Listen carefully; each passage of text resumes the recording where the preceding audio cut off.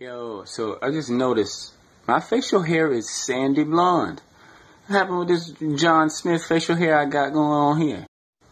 I guess that's that little bit of Caucasian in the family bloodline somewhere. I think I got like 4% in there. It might be a little bit more than 4. Because I got 52% Negro. I got about 30% Native American. So what's left over must be that Thomas Jefferson.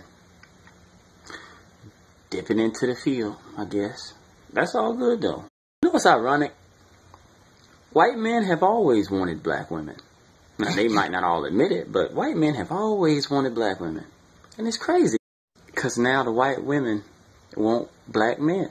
Isn't it funny how that works? Y'all just can't keep y'all hand off the berry. Keep y'all hand off the berry, damn it. Now you can touch his eye. You can have a little bit of the berry, that's fine. Do what you like.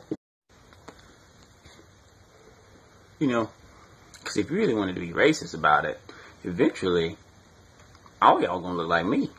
Or lighter versions. I mean, it is what it is. It's true. The dominant trait always beats the recessive. I've always loved being black, man. Like, despite the stuff that we have to face, we are probably the most resilient group of people on the planet. That's not any shade to anybody, you know, from any other race. I mean, but there is no other race other than black and white, really? Is it? And of course they try to divide us up sectionally and by regions, but really, it's almost all black and white.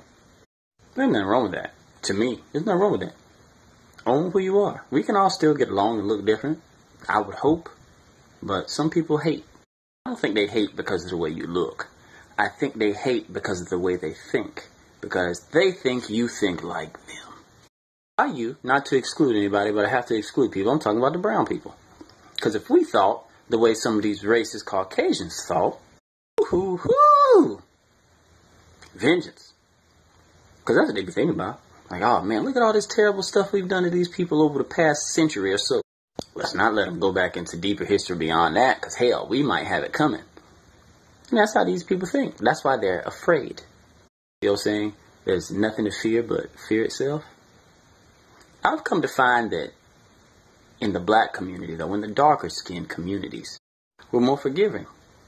We're more tolerant.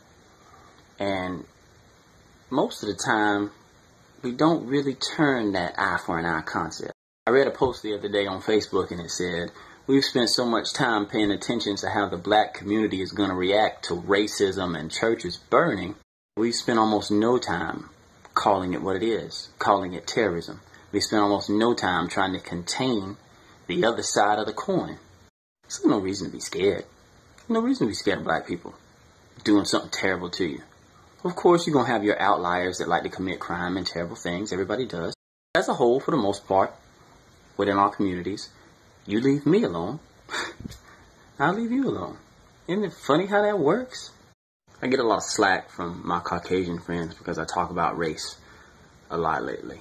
But why shouldn't I be able to talk about it? Why? They tell me I'm white hating or that I have a racist point of view. I don't have a racist point of view. You can't be mad at me for talking about the stuff that other people have done to my people. And then don't you always hear the phrase, well, it doesn't matter. Well, if it doesn't matter, why is it changed in the history books? Why are we still treated unequally? But if there's one thing I've learned about people, they don't want you to talk about things that they're ashamed of or that they're embarrassed of, whether they personally did them or not, because it strikes at their conscience. Why? Because they've benefited in some way from it. So they don't want you to talk about it, and they flip it, and they try to make you seem racist. Funny, isn't that racist in a way? You don't want to talk to me about our shared history? You don't want to talk to me about the truth of it? So you want me to be quiet? So you can culturally appropriate, you can incarcerate people that look like me at exorbitant rates, but we can't talk about the things that you've done in the past. I suppose you just want me to be quiet while you walk up in my house and rape my mama and steal my goods, and then burn it down while I'm inside, and shoot me if I try to come out. No, unfortunately, friends, I can't stop talking about it, and I won't. Even some of my black friends, oh Micah, we don't like talking about this, it's so political. You should want to talk about it the most, because it will affect you. at some point or another, and if it doesn't affect you, it'll affect your kids or your kids' kids. Because silence is what, kids? Silence is consent. So if you don't say anything, I can do whatever I want because you consented. Before some of you try to argue with me, if you don't vote for who your elected officials are going to be or your president is going to be, you've consented to whoever wins, right? If Rosa Parks or any of those other people that got on the bus just silently went to the back, silence is consent that this behavior is okay, right? Alright, so now that we've got that out of the way, last thing I want to talk about in this video is I've seen a couple comments where people say they wish I was more humble.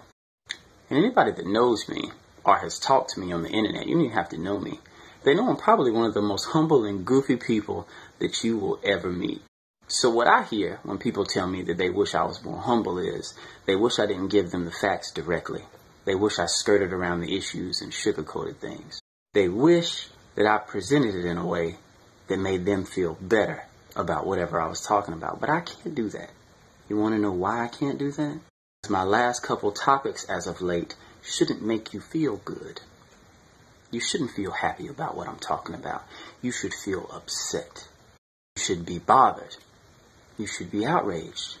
But most of all, it should make you want to get up and do something. Not tell me I need to change my presentation. I'm just a conduit. I get my information from doing my research. And I give it out there to the people that just haven't studied the stuff before I did. That's all. I'm not going to put a skirt on to dance around it. So I apologize if you feel like I should be more humble. But that's just an opinion. And while I respect your right to have an opinion, you should also respect my right to politely disregard it. All that aside, don't get caught up on the little things that bother you about the videos. Get caught up in the information that I'm giving you. There's a lot. People are like, oh, well, your video was good, but I didn't like the way your hair was in the video. It really turned me off. And I just sit there and think, is that all you got from it? Again, I love you all. I thank you all for viewing my videos. I thank you for sharing them when you do. I thank you for your subscriptions. But it's not for me. At the time I make these videos, and I don't know where the thoughts come from. Yes, I've done the research, but sometimes they come out in a way that I really am not eloquent enough to put them. So I just thank the Most High for that. I thank all of you for viewing, and I hope you continue to view. Keep leaving your comments. I'll keep reading them, and y'all have a good night.